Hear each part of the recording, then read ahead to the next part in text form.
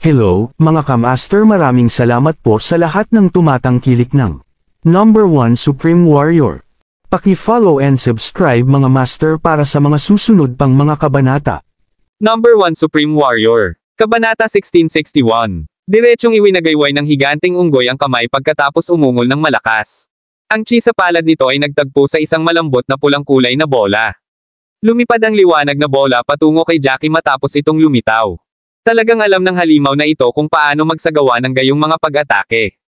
Hindi naglakas loob na kumilos si Jackie nang walang ingat matapos niyang makita ang ginawa ng halimaw. Muli niyang pinaandar ang kanyang blade wave at nahirapang harangin ang pag-atake ng higanteng unggoy, novel drama. Tumingin siya sa direksyon ni Alejandro at ng iba pang tumataka sa malayo matapos niyang harangin ang pag-atake at tuluyang nakahinga. Ngayong malayong lumipad si Alejandro at ang iba pa, hindi magiging madali para sa higanteng unggoy na maabutin sila. Kung patuloy siyang kumapit ng ilang oras, magiging ligtas si Selena at ang iba pa. Tiyak, ang paunang kondisyon ay hindi sila nakabangga sa mas malalakas na halimaw na hayop sa daan. Ang kagubatan na ito ay may napakaraming mahahalagang bagay ngunit tila marami rin ang malalakas na halimaw na hayop. Sa hindi inaasahang pagkakataon, mayroon ding mga halimaw na maihahambing sa ultimate god level. Hindi na kailangang ipagpatuloy ang pakikipaglaban sa halimaw na ito. Maaari akong makatakas pagkatapos ng ilang oras na huminto dahil ang taong ito ay may malaking pigire. Bagamat hindi ito mabagal sa bilis, nasa akin ang aking espada at ang kailangan ko lang gawin ay lumipad sa ibang direksyon. May mga sugat ito sa buong katawan at hindi ko akalaing magpapatuloy ito sa paghabol sa akin kapag pagod na ito sa paghabol sa akin na walang tigil ang pagdurugo nito. Maya-maya ay napaisip si Jackie at bumungad sa gilid ng kanyang bibig ang isang kontentong ngiti. Nang makita niyang ang higanteng unggoy ay sumuntok muli sa kanya, iniwasan niya ang pag-atake sa pamamagitan ng paglipat sa kabilang panig sa isang iglap. Pagkatapos ay nag-iwan siya ng isa pang sugat sa likod ng higanteng unggoy gamit ang kanyang espada. Dagendong. Galit na umungal ang higanteng unggoy. Lalong nabalisa ang sugatang hayop at bigla nitong itinutok muli ang sampal kay Jackie. Agad namang umatras si Jackie at itinutok ang espada sa halimaw habang gumagalaw ito. Isang kakilakilabot na aura ng espada ang lumipad palabas ngunit ikinalat ng higanteng unggoy. Ang tao at hayop ay nag-away ng isa pang ilang minuto. Nakahanap si Jackie ng mga pagkakataon paminsan-minsan na mag-iwan ng mga kakilakilabot na sugat sa katawan ng higanteng unggoy. Ramdam na ramdam ni Jackie na parang napagod ang higanteng unggoy. Ang bilis ng pag-atake nito ay halatang nabawasan kumpara sa nauna. Naniniwala siya na maaari niyang ubusin ang higanteng unggoy hanggang sa kamatayan nito kung magpapatuloy pa siya ng ilang sandali pa. Gayunpaman, wala siya sa isang nakaka-relax na estado sa sandaling iyon. Bagamat hindi talaga siya nasugatan, medyo malaking halaga ng chi sa kanyang katawan ang naubos dahil sa patuloy na pag-atake. Kasabay nito, kailangan niyang maging alerto at ito ay isang mahirap na bagay na gawin. Ang gulo naman kung tamaan siya ng higanteng unggoy na ito dahil sa hindi pagpansin. Kung tutuusin, ang kanyang katawan ay hindi maihahambing sa higanteng unggoy na ito.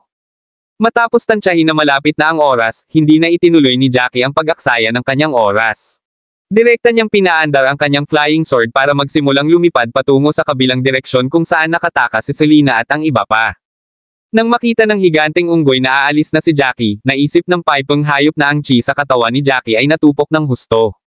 Ang malalang sugatang hayop ay direktang hinabol si Jackie nang walang pag-aalinlangan.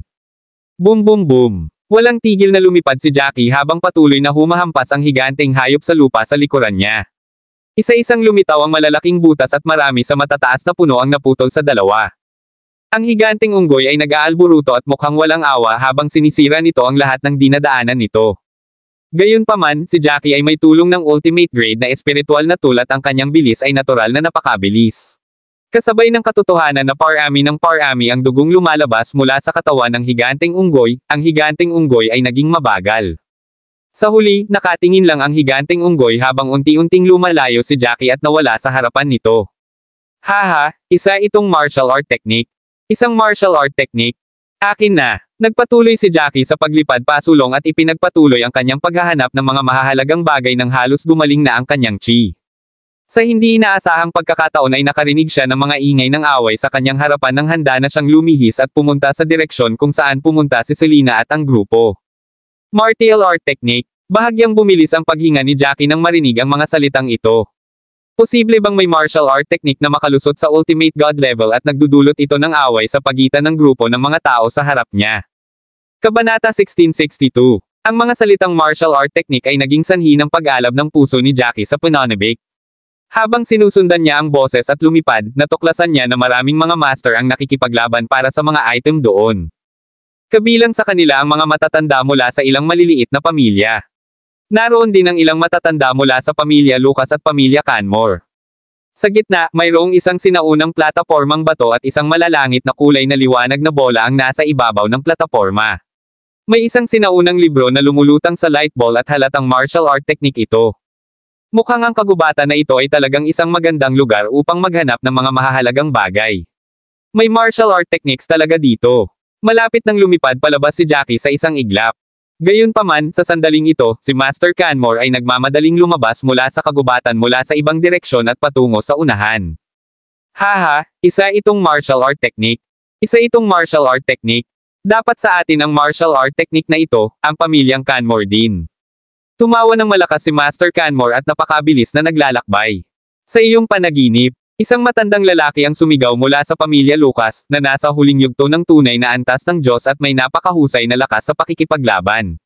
Wala siyang ideya na darating si Master Canmore sa pag-atake sa kanya kapag malapit na siya sa martial art technique. Agad siyang tumalikod para pigilan ang kabilang partido. Nagpapakamatay ka ba? Bahagyang ipinikit ni Master Canmore ang kanyang mga mata na may masamang tingin sa mga ito. Hinigpitin niya ang kanyang mga kamao at chi, na isang malambot na kulay ginto, at lumabas mula sa kanila. Boom! Ang isang master na nasa bingit ng pagpasok sa pinakamataas na yugto ng tunay na antas ng Diyos ay direktang pinalipad palayo sa pamamagitan ng suntok ni Master Canmore. Bumagsak siya sa lupa at namatay matapos samuka ng dugo. Nasa ultimate god level na siya. Maraming tao ang napasigaw nang makita nila ang sitwasyong ito. Para naman kay Master Canmore, alam niya na ang kanyang kapangyarihan sa pakikipaglaban ay magugulat sa lahat ng naruroon kaya tumigil siya ng walang labis na pag-aalala. Inilagay niya ang dalawang kamay sa likod niya at sinabing, haha. Hindi ninyo naisip na ako, si Victor Canmore, ang magiging unang tao na makakapasok sa ultimate god level, di ba? Kahit na ano, pasensya na pero claim ko itong martial art technique para sa elder ng Canmore family ko. Magkakaroon tayo ng isa pang master sa ultimate god level. Whoosh! Gayunpaman, hindi kailanman naisip ni Victor na may direktang susugod patungo sa martial art technique sa sandaling iyon. Nagpapakamatay ka ba? Labis na nagalit si Victor nang makita niya ang taong papalapit sa martial art technique. Agad siyang sumigaw at sinaman ang tingin ng taong iyon. Gayunpaman, walang balak na tumigil si Jackie. Direkta siyang lumipad patungo sa kinaroroonan ng magaan na bola at dinurog ito sa napakalakas na pagkakahawak. Pagkatapos ay kinuha niya ang martial art technique sa loob gamit ang kanyang mga kamay. Kabanata 1663. Binata, hindi mo ba narinig na nasa ultimate god level na ako? Napakagat ng ngipin si Victor nang maramdaman niyang hindi siya pinagbigyan ng lalaking nasa harapan niya. Jackie. Dahan daw ang lumingon si Jackie sa mga sandaling ito at nakilala rin ni Victor kung sino ang taong ito. Master Victor, ang bagay na ito ay walang pag-aari. Ngayong hawak ko na ito sa aking mga kamay, ang bagay na ito ay pag-aari ko. Nakangiting walang pakialam si Jackie sabay tingin kay Victor na nasa harapan niya. Haha, young brother Jackie, who knew that it is actually you? Sa sandaling ito, nagsimulang tumawa ng malakas ang isa pang elder ng pamilya Canmore, na nasa pinakamataas na yugto ng tunay na antas ng Diyos. Noong nasa labas tayo, ikaw ang may pinakamataas na kapangyarihan sa pakikipaglaban at pinarangalan ka ng lahat dahil walang ibang pagpipilian. Kung tutuusin, kahit ang aming family master o ang sect masters ng apat na sinaunang clan ay hindi mo kalaban. Kaya naman sinunod ng lahat ang sinabi mo. Huminto muna ang matanda bago nagpatuloy na may malamig na ngiti sa kanyang mukha, gayunpaman, iba ang sitwasyon pagkatapos nating makapasok sa lugar na ito. Ngayong master na ang family master namin sa ultimate god level, sa tingin mo pa ba kailangan naming matakot sa iyo? Malamig na ngumiti si Jackie pagkarinig nito. Hindi niya pinansin ang matanda at nilinggan niya si Victor. Master Victor, ano sa palagay mo? Tama ba ang matanda mo? Nagkibit balikat si Victor. Hindi ba ito isang malinaw na katotohanan? Ganito kalupit ang mundo. Ang mas malakas na tao ay nakakakuha ng karapatang magsalita. Haha. Isinasantibi mo ang iba pang bagay, Jackie, sinabi mo na hindi ka sinundan ng pamilya namin sa Black Windy Island at walang kasunduan sa iyo. Kaya naman 3 lang sa aming mga tao ang pinayagan mong pumasok noong nagpunta kami sa White family mo dati. Yung ibang pamilya na may magandang relasyon sa iyo ay binigyan ng 20 packs allowance. Matagal na akong nasaktan sa iyo dahil dito. Malamig na ngumiti si Victor at nagpatuloy sa pagsasabing, gayunpaman, ano ang masasabi namin dahil alam namin kung gaano ka katatag noon. Gayunpaman, nagbago ang panahon ngayon. Ako, si Victor Canmore, ay sapat na mapalad na naging unang master na nakapasok sa first grade Ultimate God level. Kahit gaano ka kalakas, hindi kita kalaban. Ibigay mo ang martial art technique kung matalino ka. Master Victor, hindi ka ba medyo hindi mabait sa pag-uugali mo sa ganitong paraan? Hindi nakatiis na makita ito ng isang matandang lalaki mula sa pamilya Lucas at nagsimulang magsalita. Panipi. Kailangang bigyan ng kredito si Jackie sa pagpasok mo sa lugar na ito at pagpasok sa pinakamataas na antas ng Diyos. Kung hindi nila natagpuan ang lugar na ito at dinala tayo, ang mga hindi nakakuha ng mga ball ang bato, sa lugar na ito, magkakaroon ka ba ng pagkakataong makapasok sa pinakamataas na antas ng Diyos? Ang isa pang Panginoon ng pamilya ng isang pangalawang klaseng maharlikang pamilya ay hindi napigil ang magsabi, tama, Master Victor. Dapat bigyan ng kredito si Young Master Jackie para sa iyong paglalakbay sa lugar na ito at pagpasok sa iyong kasalukuyang kahusayan sa pakikipaglaban. Parang hindi maganda na magsabi ka ng ganito bukod sa pagiging ingrato mo sa kanya. Tama. Haha, anong masama doon? Gayunpaman, nagsimulang tumawa ng malakas si Victor. It is my destiny na nakapasok ako sa lugar na ito. Hindi ba ako mapalad at magkaroon ng magandang kapalaran? Direkta niyang itinuro si Jackie sa sandaling ito at sinabing, ngayon, hindi ko lang aagawin ang martial art technique, papatayin ko rin ang binatang ito. Ang binatang ito ay napakatalino at maaari siyang makapasok sa first grade Ultimate God level sa loob ng ilang araw kung makuha niya ang martial art technique. Sa panahong iyon, ang mga nasa first grade Ultimate God level ay hindi na rin niya magiging kalaban. Tama na yan. Tama ang sinabi ng family master namin. I snatch ang martial art technique para sa amin at mas maraming tao mula sa aming pamilya ang makakarating sa Ultimate God level. Haha, ang aming pamilyang Canmore ang magiging pinuno ng lugar na ito sa hinaharap. Kung ganoon, sino sa inyo ang maglalakas loob na suwayin kami? Ang matanda sa pamilyang Canmore na nasa pinakamataas na yugto ng tunay na antas ng Diyos ay nagsimulang tumawa ng malakas. Napuno ng pananabik ang kanyang mga mata nang magsimula siyang umasa sa kanyang magandang kinabukasan. Mayroon kang positibong pag-iisip. Malamig na ngumiti si Jackie at sinabing, nakalimutan na ba ninyo ang tungkol sa mga masters na pumasok sa lugar na ito taon na ang nakakaraan? Kahit na ang mga taong iyon ay namatay bilang maraming taon na ang lumipas. Ang kanilang mga ina po ay sinanay sa ilalim ng gayong kapaligiran, sa palagay mo ba ay magkakaroon ng kakulangan ng mga Panginoon sa Ultimate God at Soul Penetrating level dito? Nais mo bang pamunuan ang lugar na ito? Sa panaginip mo. Kabanata 1664. Matapos marinig ito, ang mga sulok ng bibig ni Victor ay kumaibot ng ilang beses sa lugar. Hindi niya akalain na makakalimutan niya ito. Nakalimutan niyang maraming nakatatanda at ang kanilang mga kaapo-apuhan ay namamayagpag sa lugar na kinaroroonan nila ngayon. Sino ang nakakaalam kung gaano karaming mga puwersa ang naroon? Gayunpaman, hindi nagtagal ay nakangiti niyang sinabi, wala akong pakialam. Ako ang unang taong nakalusot ngayon sa mga taong pumasok sa lugar na ito. Sa atin, hindi mahalaga kung ang mga sinaunang angkan o ang mga pamilya, kailangan mong makinig sa akin. Bubuo ako ng malaking puwersa. Malamig na ngumiti si Jackie. Ang mga imahinasyon ay mahusay ngunit ang katotohanan ay napaka-harsh. Halimbawa, hindi mo maaagaw ang martial art technique na ito. Kasabay ng pagsasalita ni Jackie, inilagay niya ang martial art technique sa kanyang martial ring gamit ang isang pitik ng kanyang palad. Siyempre, sinulyapan lang niya ang sinaunang libro, at ang pangalang Pride Dragon Technique ay nakasulat sa sinaunang libro. Ang pangalan ay tila isang magandang pangalan ngunit wala siyang ideya kung ano ang pamamaraan ng martial art. Gayunpaman, ito ay tiyak na isang martial art technique na maaaring magtagumpay sa pinakamataas na antas ng Diyos. Talaga, sa hindi inaasahan, tumatanggi ka pa ring humingi ng awa kapag kaharap ang isang Ultimate God level master na tulad ko. Kung ganoon, hindi ako magpipigil. Nagulat si Victor at agad na hinigpitin ang mga kamao. Ang China mapusyaw na ginto ang kulay ay lumundag sa kanyang kamao at naglakbay sa kung saan naroon si Jackie sa isang iglap. Diretso niyang sinuntok si Jackie sa galit. Talagang malakas si Young Master Jackie ngunit maaaring hindi siya ang kalaban ng isang master sa first grade Ultimate God level. Halatang iba ang Chi ng mga nasa Ultimate God level. Hindi lamang mayroong A. Pagkakaiba sa kulay ngunit maging ang pagbabago-bago ay iba rin. Bagamat mukhang isang-isang hakbang na pagkakaiba, ito talaga ang pagkakaiba ng isang buong kaharian. Hindi napigilan ng isang matanda na palihim na mapasigaw sa kanyang puso. Kung pipiliin ni Jackie na tumakas, maaaring magkaroon siya ng pagkakataong makatakas sa tulong ng pang-espiritual na kasangkapan. Gayunpaman, hindi ba nagpakamatay ang taong ito dahil pinili niyang huwag tumakas at sa halip, lumaban sa kabilang partido.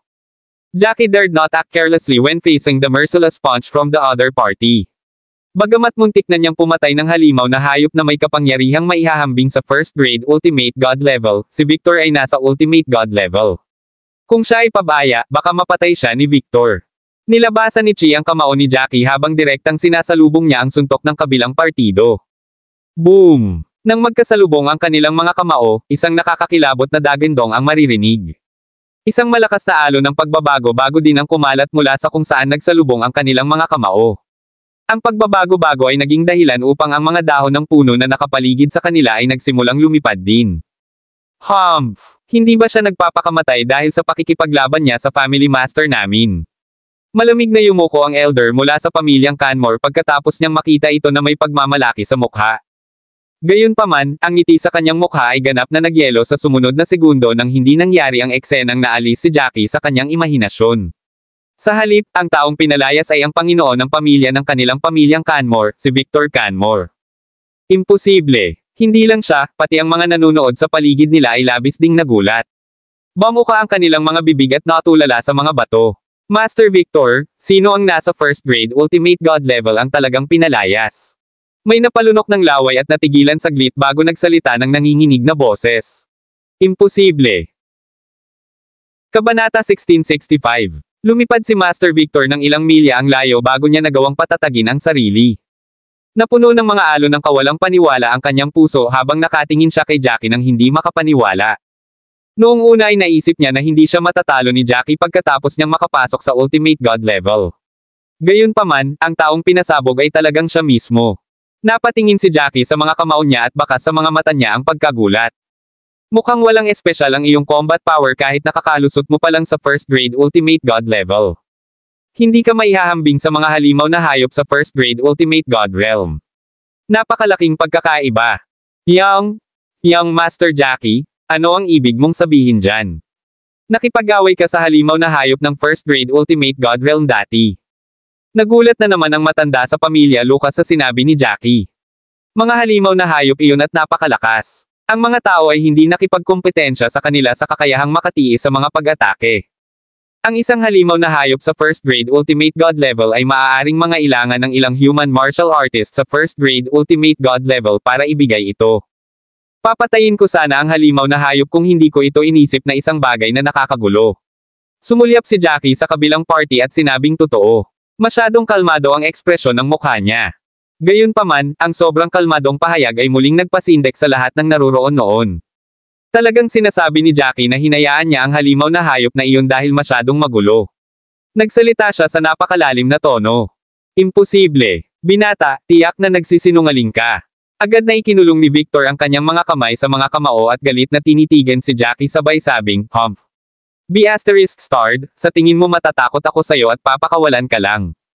Dahil tinakot mo ako, sa iyong mga pangarap, minamaliit kita ngayon lang. Wala kang ideya na kung gagamitin ng mga master sa ultimate god level na tulad natin ang ating chi, magkakaroon ng malaking pagtaas sa combat power ng ating martial skill.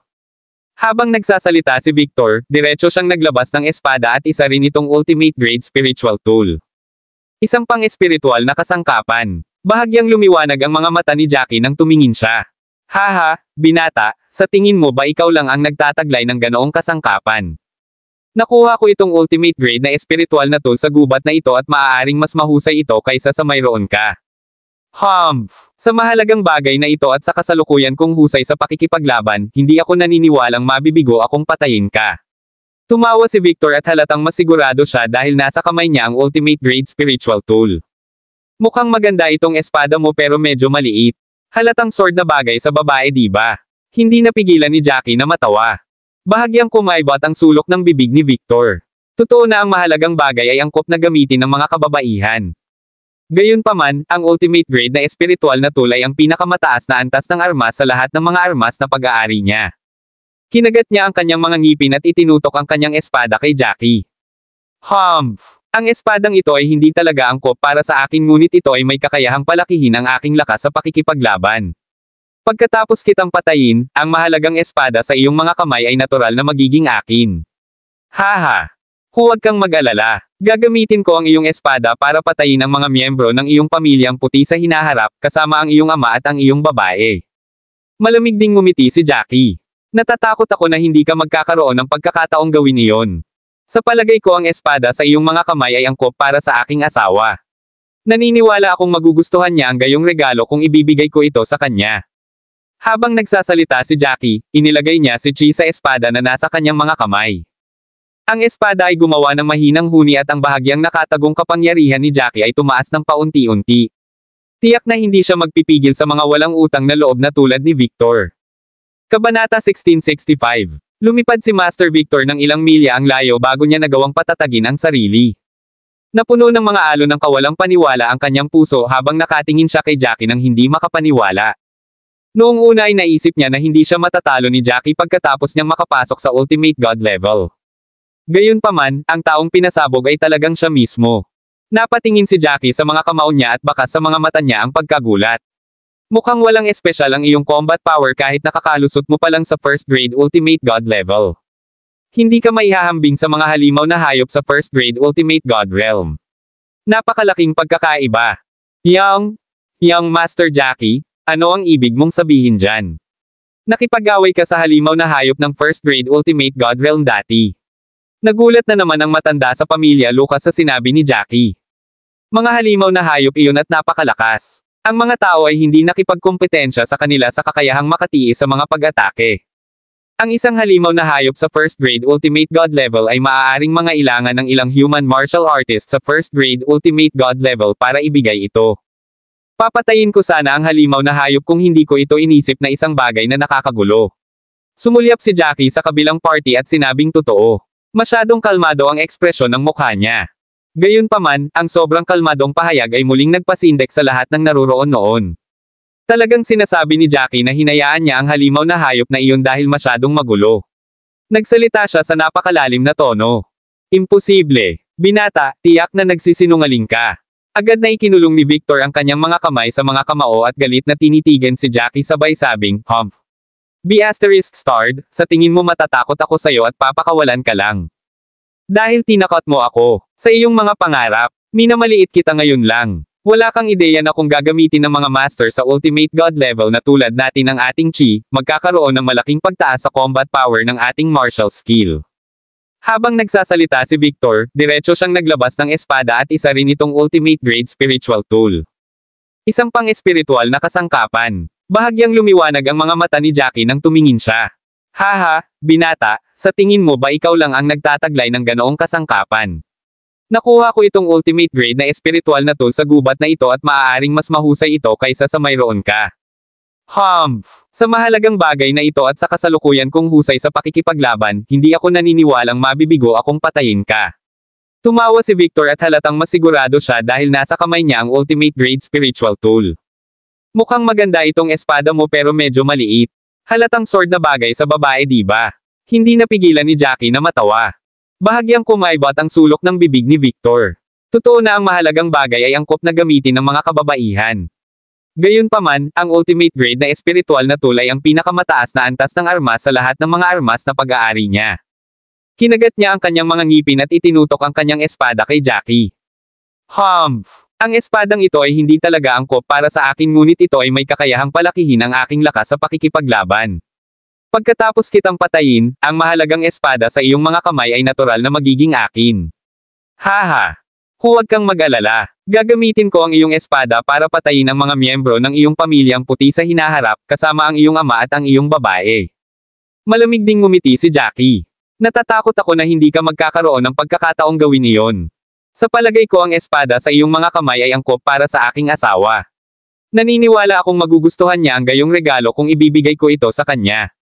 Habang nagsasalita si Jackie, inilagay niya si Chi sa espada na nasa kanyang mga kamay.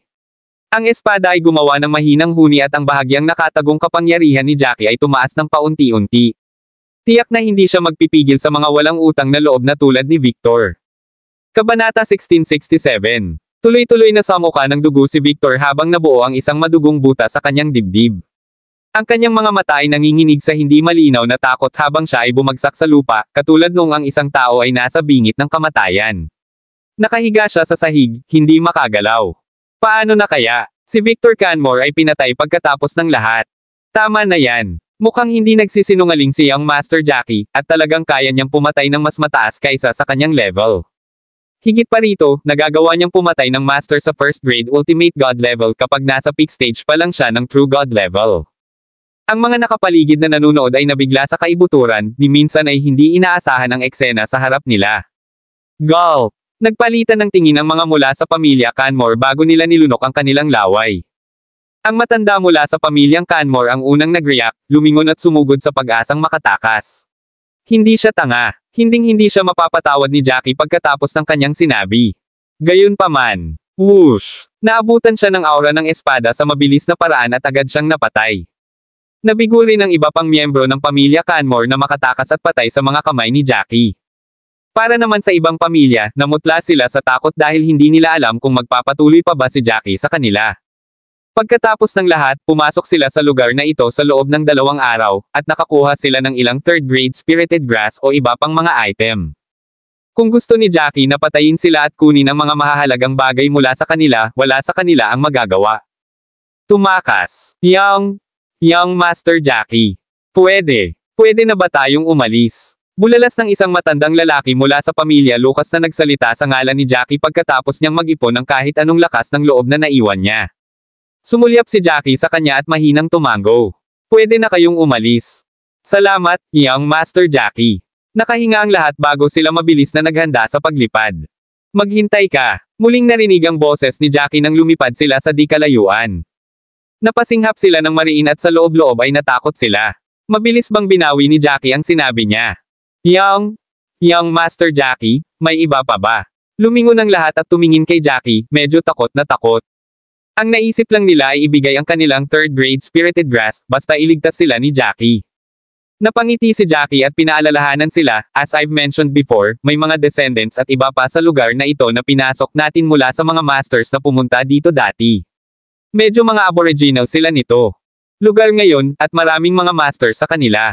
Nagpadala pa sila ng 2 tao upang bantayan ang pasukan sa lugar na ito, ngunit ang aming mga tao na pumasok sa lugar na ito ay hindi sumipot sa pasukan dahil sa hindi malamang dahilan.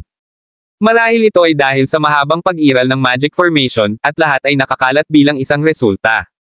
Ang mga taong iyon ay hindi pala kaibigan sa amin, kaya kung makikilala ninyo ang mga Panginoon ng inyong pamilya o mga miyembro ng inyong pamilya, kailangan ninyong sabihin sa kanila na maging lubhang maingat. Sandaling huminto si Jackie bago siya nagpatuloy, napatay ko na ang 2 taong iyon, at ligtas ang kagubatan na ito sa ngayon. Dapat magsikap ang lahat upang maghanap ng mga mapagkukunan at dagdagan ang iyong husay sa pakikipaglaban. Salamat sa iyong paalala, Young Master Jackie.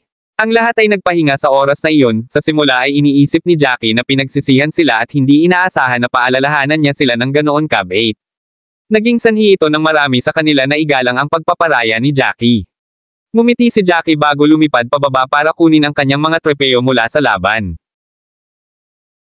Kabanata 1668.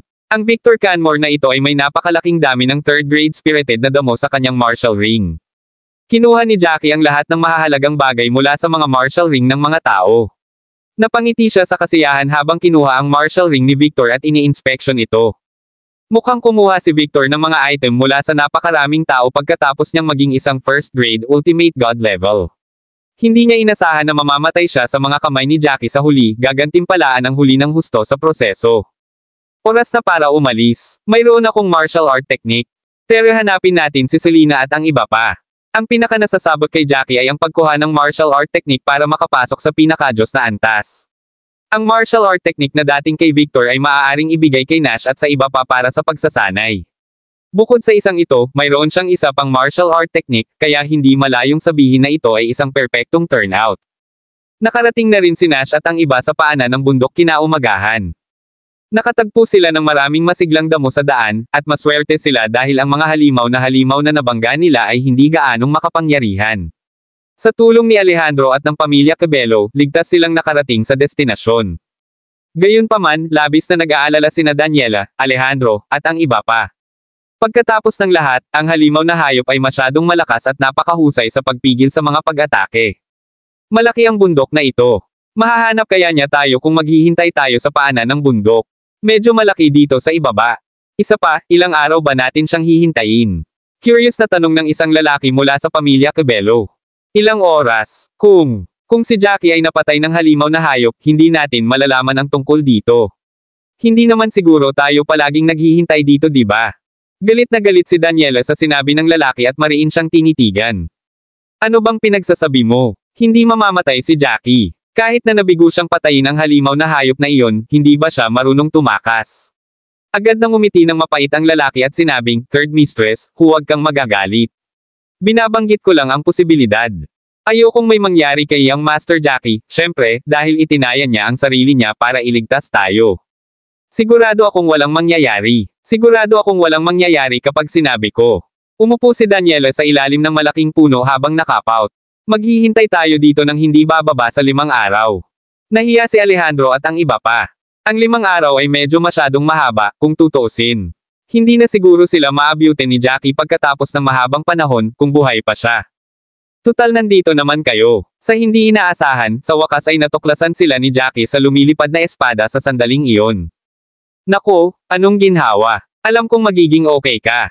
Gumapang kaagad si Daniela at napangiti nang makitang dumating si Jackie. Nilabanan mo ang halimaw na hayop para iligtas ako. Mapupuno ako ng guilt sa buong buhay ko kung mamatay ka sa laban. Huwag kang mag-alala. Muntik ko nang mapatay ang halimaw na hayop, ngunit umalis ako dahil ayaw kong mag-aksaya ng oras ko. Bumaba si Jackie mula sa kanyang lumilipad na espada at itinago ito bago siya nagsalita sa mga tao. Hulaan mo kung sino ang nakilala ko pagkatapos ng laban. Kumunat ang noo ni Daniela at nahulaan, sino ang nakilala mo? Ang aking kapatid na babae, at ang iba pa. Hindi. Nakilala ko ang matanda, si Victor Canmore. Pinatay ko siya at ilang miyembro ng pamilya Canmore. Kabanata 1669. Umiling si Jackie at naglakad papunta kay Selena. Gamit ang pitik ng kamay, naglabas siya ng mas maliit na espada at ipinasa kay Selena. "Honey, para sa iyo ang espadang ito. Ito ay angkop para sa mga kababaihan, at ito ay isang panghuling gradong espiritual na kasangkapan." Novel drama. Talaga. Nagningning ang mga mata ni Selena habang masayang kinuha ang espada at pinag-aralan ito. Napakaganda nito, at isa rin itong pang-espiritual na tool na may pinakamataas na grado. "Honey, ang galing mo." Naiinggit si Daniela habang nagpalitan ng mapagmahal na tingin ang mag-asawa. Bagamat inanunsyo ni Helena ang break-up nila ni Jackie at alam ng marami na hindi sila mag-asawa, walang ibang nakakaalam na nakita pa rin ni Daniela at Jackie ang isa't isa bukod sa kanilang mga sarili, na labis na ikinalungkot niya. Naglabas si Jackie ng martial art technique at pinasa kay Nash. "Pare, nakuha ko itong martial art technique kay Victor Canmore. Sa pag-inspection, nalaman kong isa itong martial art technique na hindi lamang nagbibigay daan sa isang tao na makamit ang status ng 9th grade Ultimate God level, ngunit maaari nating maabot ang 9th grade Soul Penetrating level sa pamamagitan nito. Haha, kunin mo." Ads by Pop Future. Huminga ng malalim ang lahat sa sinabi ni Jackie, hindi inaasahan na makakabawi siya ng ganoon kalakas na martial art technique. Gayunpaman, ito ay may katuturan kapag naisip nila ito. Nakalusot si Victor sa Ultimate God level dahil sa martial art technique na ito. Paanong hindi kukuha si Jackie ng ganoon kamahal na bagay pagkatapos siyang patayin? Advertisement. Nakakamangha. Gumawa tayo ng 2 kopya mamaya para makapagsanay din ang unang elder, second elder, third elder, at ang iba pa. Magiging mahusay kung lahat sila ay makakalusot sa sukdulang antas ng Diyos. Ang aming pamilyang puti ay kailangang mauna sa iba. Tawa ng tawa si Nash habang napuno ng pag-asa ang kanyang mga mata. Ang ganda. Mabubuhay pa ako ng 200 taon pa kung makakalusot ako sa first grade Ultimate God level. Natuwa si Kenneth nang marinig ang paliwanag ni Jackie. Siya ay higit sa 70, at hinahangad na niya ang araw na ito. Nakangiting idinagdag ni Jackie, na ikinatuwa ng lahat, natuklasan ko na si Victor Canmore ay mukhang ilang taon na mas bata at nasa mabuting kalooban pagkatapos niyang makapasok sa pinakamataas na antas ng Diyos. Si Alejandro at ang iba ay sobrang inggit. Ibinuko niya ang kanyang bibig ngunit nahihiya siyang sabihin ang kanyang kahilingan.